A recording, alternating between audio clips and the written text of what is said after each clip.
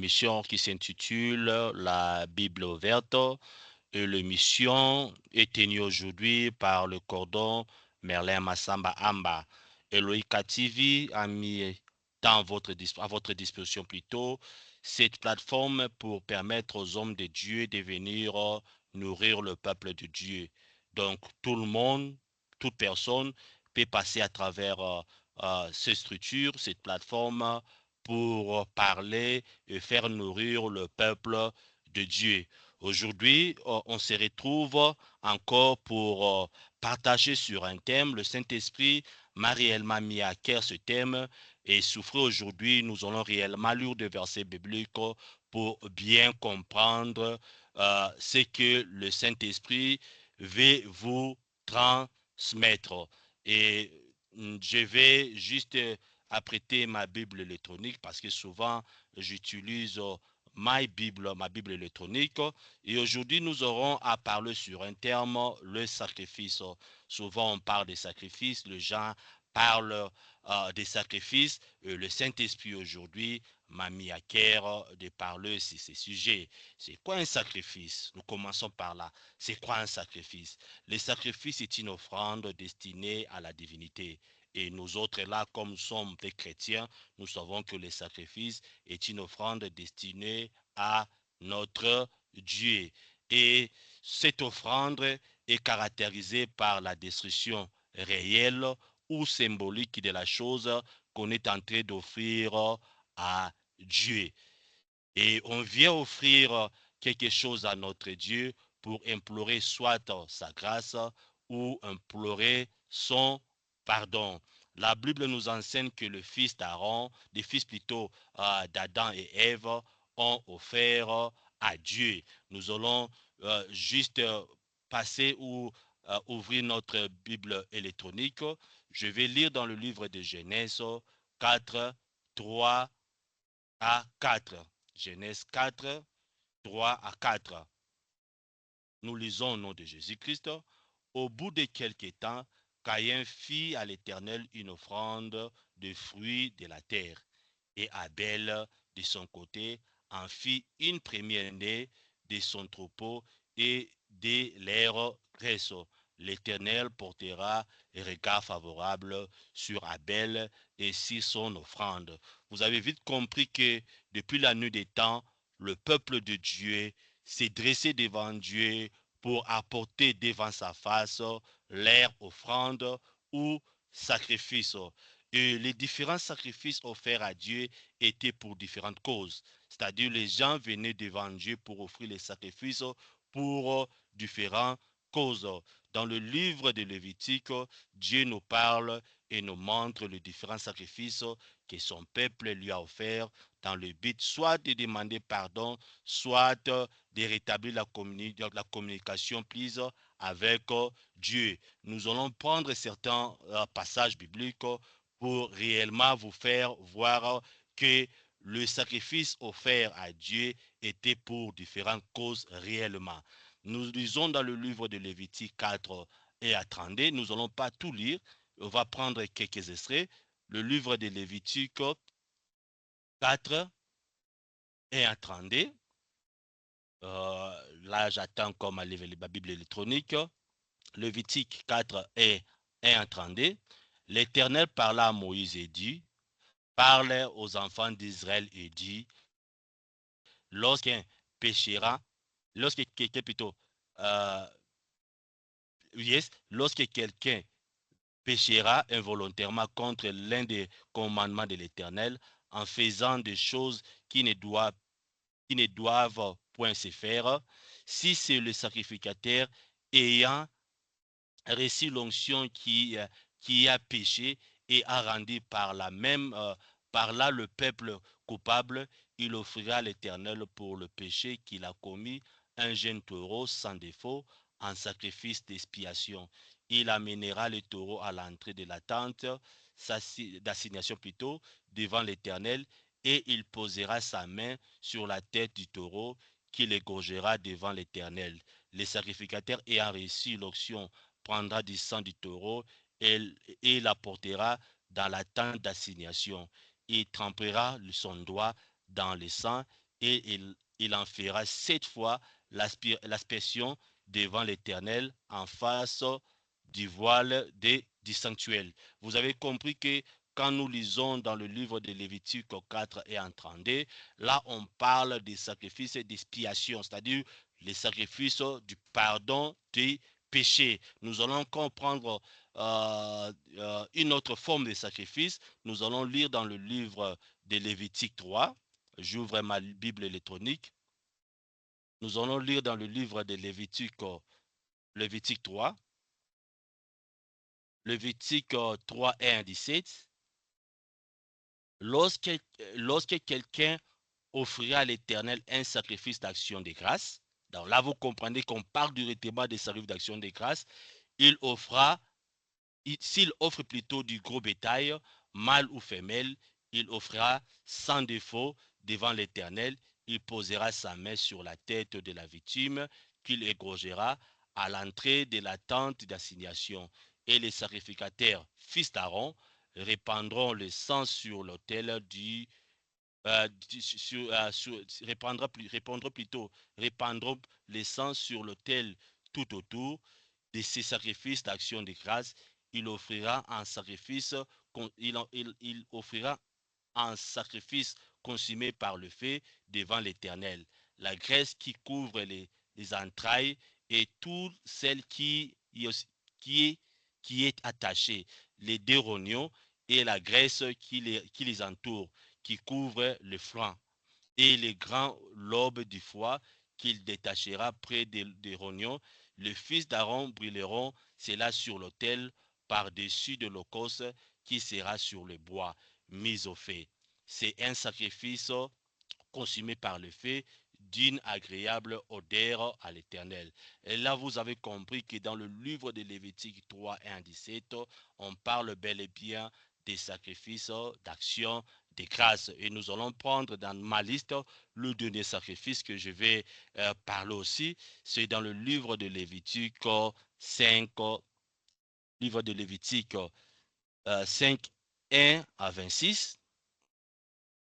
Lorsque quelqu'un, après avoir été mis sous serment comme témoin, péchera en ne déclarant pas ce qu'il a vu ou ce qu'il sait, il restera chargé de sa faute. Lorsque quelqu'un, sans s'en apercevoir, touchera une chauve-souris, comme le cadavre d'un animal impur, que ce soit d'une bête sauvage ou domestique, ou bien d'un reptile, il deviendra lui-même impur et se rendra coupable. Lorsque, sans y prendre garde, il touchera une sueur humaine, quelconque, et qu'il s'en aperçoive, qu'il s'en aperçoive plus tard, il en sera coupable. Lorsque quelqu'un parlant à la légèreté jure de faire du mal ou du bien et que ne l'ayant pas remarqué d'abord, il s'en aperçoivra plus tard, il en sera coupable. Celui donc qui rendra coupable, celui donc qui se rendra coupable de l'une de ces choses fera l'aveu de son péché, puis il offrira un sacrifice de culpabilité à l'Éternel. Donc, dans le livre de Lévitique, là, on parle du sacrifice de culpabilité. Dieu a pris les soins que tout le monde participe à cette action. En établissant différents types d'actions à prendre selon les rangs qu'on occupe dans l'architecture sociale. Tout le monde y participe. C'est-à-dire dans les différents sacrifices que les enfants d'Israël apportaient devant Dieu, Dieu a pris les soins que même le pauvre puisse y participer. Le pauvre apportait à cette époque-là, le pauvre apportait même le pigeon pour faire soit les sacrifices de pardon du péché ou les sacrifices d'action de grâce ou même des culpabilités. Tout le monde y participait. Même dans le Nouveau Testament, lorsque la veuve, la pauvre veuve venait offrir à Dieu, Dieu, Jésus-Christ, a vu son offrande comme la plus grande offrande que les gens apportaient au temple parce que la veuve a donné tout ce qu'il avait avec tout son cœur. Ok? Que faire pour venir auprès de Dieu avec un sacrifice agréable? Il y a des principes établis. La première des choses, intention pure, intention plutôt pure. Offrir un sacrifice avec une intention sincère et pure. C'est-à-dire, quand on offre un sacrifice avec une intention sincère et pure, cela signifie qu'on effectue un sacrifice uniquement pour s'approcher de Dieu. On exclut nos intérêts égoïstes et personnels. On ne vient pas avec nos intérêts au premier rang. J'offre ceci pour obtenir 10 dollars auprès de Dieu. J'offre ceci pour obtenir cette faveur auprès de Dieu. Non, on vient avec un cœur sincère, on vient avec les intentions sincères. On ne voit pas nous-mêmes, on ne voit pas nos intérêts premièrement, mais on vient pour établir une relation avec Dieu. Et pour le voir, nous pouvons lire dans le livre des Hébreux 10, 22. Je vais lire dans le livre des Hébreux 10, 22. J'ouvre ma Bible électronique. Je la porte ici. Hébreux 10, 22.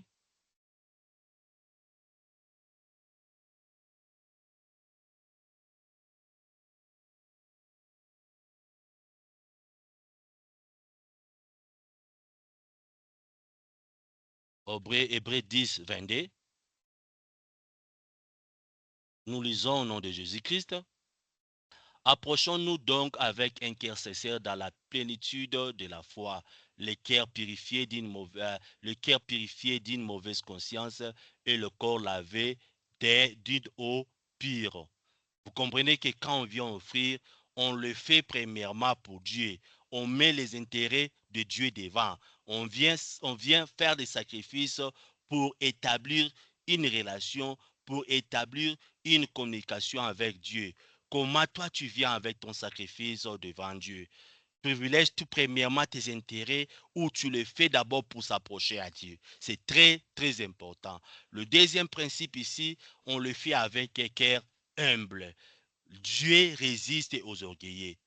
Dieu résiste aux orgueillés et s'ouvre à ceux-là qui s'humilient devant lui. Et nous pouvons même le voir dans le livre de Jacques 4, 6, 12. Lorsque vous venez avec un cœur humble, à s'approcher de Dieu avec toute humilité et reconnaissance, Dieu va réellement rétablir la communication avec vous comme fils et va vous accorder des faveurs. Mais lorsqu'on est orgueillé, la Bible nous dit, le dit même le livre de Jacques 4, 6, 12, que Dieu résiste aux orgueillés. Et le troisième principe plutôt, c'est l'acte de la foi, c'est-à-dire la foi réelle se manifeste dans des actions et non simplement dans une croyance théorique. La foi s'accompagne toujours des actes, c'est-à-dire quand on fait des sacrifices, on ne le fait pas seulement avec des mots. Vous devez apporter un symbole entre vos mains. Dieu peut vous poser la question, peut même vous demander qu'est-ce que tu as entre tes mains. Il a y a posé la même question à Moïse. Vous devez toujours réellement, quand vous venez faire des sacrifices, vous devez toujours avoir quelque chose pour symboliser l'acte que vous posez. Parce que la foi sans les œuvres, sans ces actes-là, c'est une foi morte. Donc, nous ouvrons le livre de Jacques 2, 17 pour bien, voilà, pour faire la lumière là-dessus en utilisant la parole de Dieu. Jacques, nous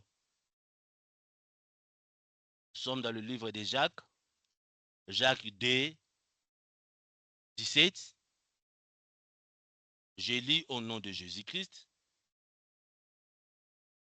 Il en est ainsi de la foi, si elle n'a pas les œuvres, elle est morte en elle-même. C'est-à-dire, quand on fait ces sacrifices, vous devez réellement, vous devez réellement apporter devant Dieu quelque chose. Vous devez avoir quelque chose entre vos mains pour l'offrir à Dieu comme sacrifice.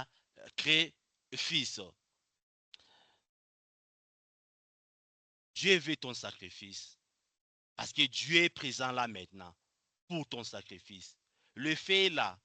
Dieu pose maintenant la question, où est le sacrifice?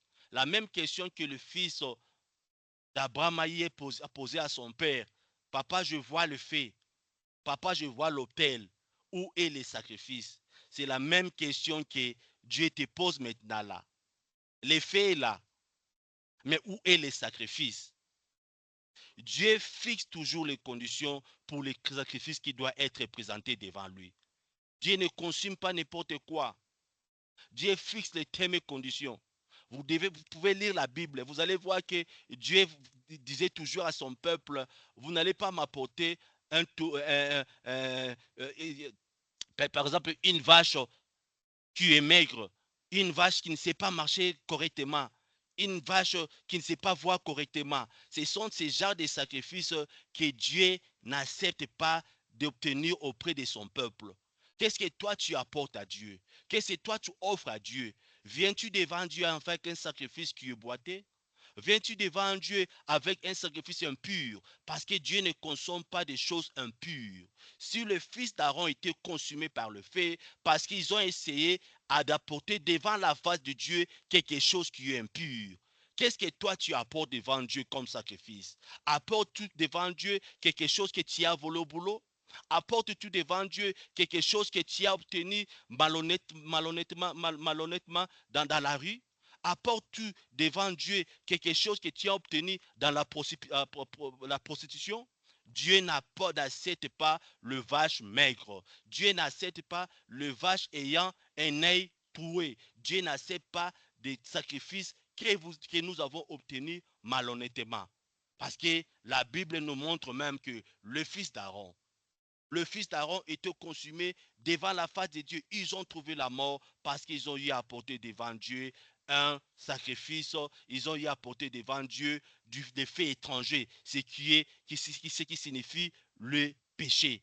Nous ne sommes pas autorisés. Nous ne sommes pas autorisés à apporter devant Dieu quelque chose qui est souillé. Nous ne sommes pas autorisés à apporter devant Dieu quelque chose que nous avons obtenu malhonnêtement.